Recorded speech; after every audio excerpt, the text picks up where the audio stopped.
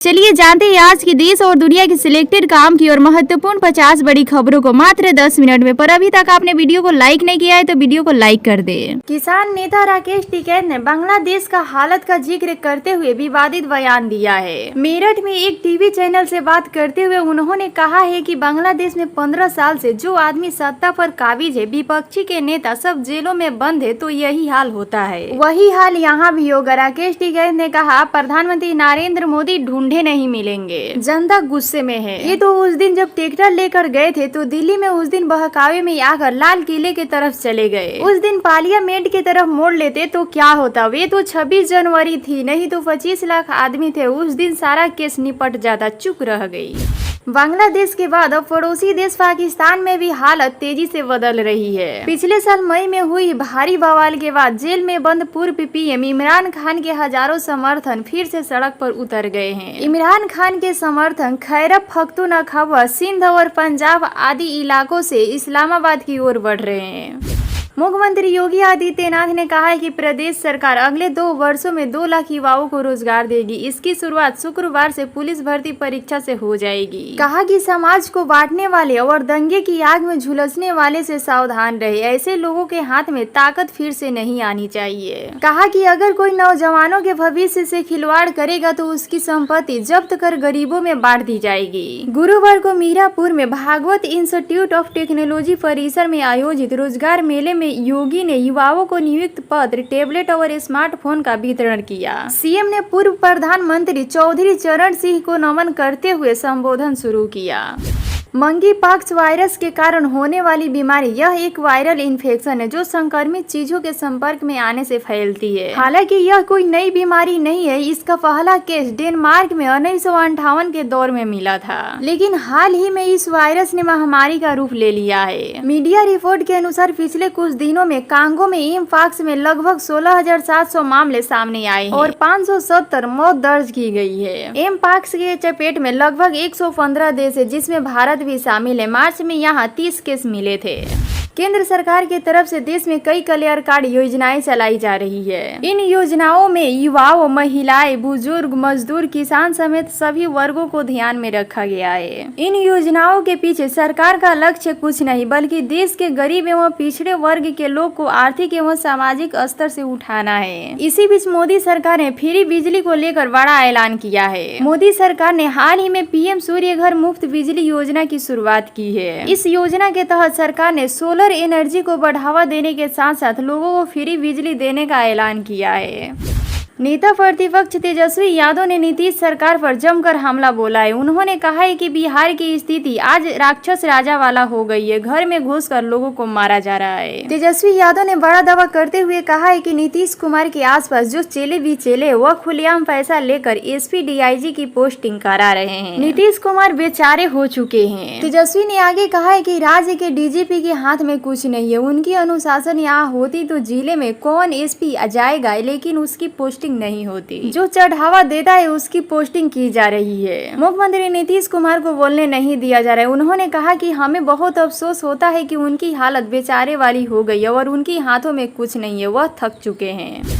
किसान नेता राकेश टिकैत ने बीते दिनों बयान दिया कि भारत की हालत बांग्लादेश जैसे हो सकती है। उनकी इस बयान पर बवाल मच गया है। राकेश टिकैत के बयान पर बीजेपी हमलावर है। इसी बीच बीजेपी के विधायक नंद किशोर गुर्जर ने उन पर एनएस लगाकर सख्त कार्रवाई की मांग कर दी है। लोनी से बीजेपी विधायक नंद किशोर गुर्जर ने यूपी के मुख्यमंत्री योगी आदित्यनाथ को एक पत्र लिखा है। इसमें उनके राकेश टिकैत के बयान का मुद्दा उठाया, उसको लेकर उनके खिलाफ सख्त एक्शन लेने की मांग की है।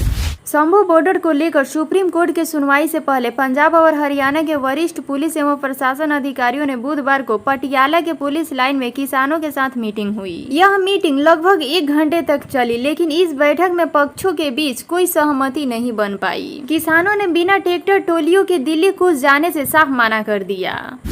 गोपालगंज में एक दर्दनाक हादसा सामने आया है। यहाँ एक ट्रैक्टर ने साइकिल सवार को रौंद दिया, जिससे उसकी मौके पर ही मौत हो गई। इधर हादसे के बाद गुस्साए लोगों ने NH-27 को जाम कर दिया। साथ ही आगजनी कर डायल 112 की टीम पर पैसे लेकर ट्रक को भगाने का आरोप लगाकर प्रदर्शन करने लगे। वहीं मौके पर पहुंची नगर थाना की गश्ती गाड़ी पर लोगों ने पथराव करना शुरू कर दिया, जिसके बाद गश्ती लगाने वाली गाड़ी का चालक गाड़ी लेकर मौके से फरार हो गया।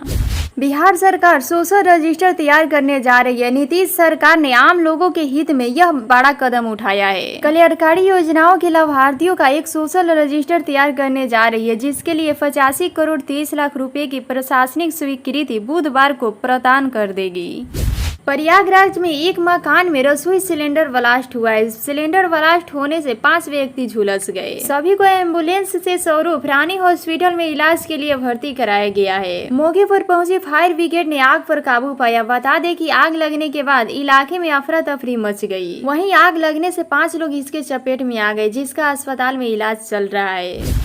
बिहार में भीषण सड़क हादसा हुआ है। इस घटना में एक ही परिवार के 5 लोगों की दर्दनाक मौत हो गई। बताया जा रहा है कि सभी मृतक विंध्याचल से मां भवानी का दर्शन कर लौट रहे थे। इस दौरान वे सड़क दुर्घटना का शिकार हो गए। घटना सुबह करीब 4:30 बजे की बताई जा रही है। बिहार में फिर से नौकरी का बहार आने वाली है। राज्य के अंदर बड़े पैमाने पर सरकार नौकरी को लेकर बहाली निकालने वाली है। इस बात का ऐलान खुद नीतीश कैबिनेट के मंत्री ने दिया है। उन्होंने यह कहा है कि जल्द ही राज्य के अंदर लगभग 2 लाख लोगों को सरकारी नौकरी दी जाएगी। यह नीतीश कुमार के तरफ से गांधी मैदान में किए गए वादे का एक भरोसा होगा। अगर आप भी आयुष्मान भारत के लाभार्थी है तो यह खबर आपके काम की है। योजना के 55 करोड़ लाभार्थियों के लिए एनडीए सरकार बड़ा प्लान कर रही है। सरकार प्रधानमंत्री जन आरोग्य योजना के तहत इंश्योरेंस कवर को 5 लाख से बढ़ाकर 10 लाख रुपए करने की प्लानिंग कर रही है। इसके अलावा महिलाओं के लिए यह कवर 15 लाख रुपए तक हो सकता है। इस योजना के तहत प्राइवेट अस्पताल में 4 लाख बेड बढ़ाए जाने की योजना है। एनडीए सरकार के तीसरे कार्यकाल के केंद्रीय स्वास्थ्य मंत्रालय का टारगेट लाभार्थियों के 55 करोड़ से बढ़ाकर 100 करोड़ करने की है। उत्तराखंड में उपद्रव करने वाले लोगों को अब महंगा पड़ेगा। सरकार अब दंगाइयों के खिलाफ सख्त कानून लाने जा रही है। उत्तराखंड में उपद्रवियों से नुकसान की भरपाई के लिए जल्द कानून अस्तित्व में आ जाएगा। पश्चिम बंगाल के कोलकाता के आरजी कर मेडिकल कॉलेज और अस्पताल में महिला डॉक्टर के साथ हुई दरिंदगी के बाद अब देश के अन्य हिस्सों से भी महिलाएं के खिलाफ अपराध की खबरें सामने आ रही है। देश भर में इन घटनाओं को लेकर बवाल मचा है और सियासी आरोप प्रत्यारोप का दौर भी जारी है। इसी बीच लोकसभा में नेता प्रतिपक्ष और पूर्व कांग्रेस अध्यक्ष राहुल गांधी ने सोशल मीडिया प्लेटफॉर्म एक्स पर पोस्ट के जरिए ऐसे अपराधों को लेकर चिंता जाहिर की है। राहुल गांधी ने एक्स पर लिखा कि पश्चिम बंगाल, यूपी और बिहार के बाद महाराष्ट्र में भी बेटियों के खिलाफ शर्मनाक अपराध सोचने पर मजबूर कर रहे हैं कि हम समाज के तौर पर कहां जा रहे हैं। बदलापुर में 2 मासूमों के साथ हुए अपराध के बाद उनको इंसाफ दिलाने के लिए पहला कदम तब तक नहीं उठाया गया जब तक जनता न्याय की गुहार करते हुए सड़क पर नहीं आ गई। क्या अब FIR दर्ज करने के लिए आंदोलन करने पड़ेंगे? बांग्लादेश में अंतरिम सरकार गठन करने के बाद कई तरह की चुनौतियों का सामना देश को करना पड़ रहा है। प्राकृतिक आपदा भी भारत के पड़ोसी देशों को परेशान करने लगी है।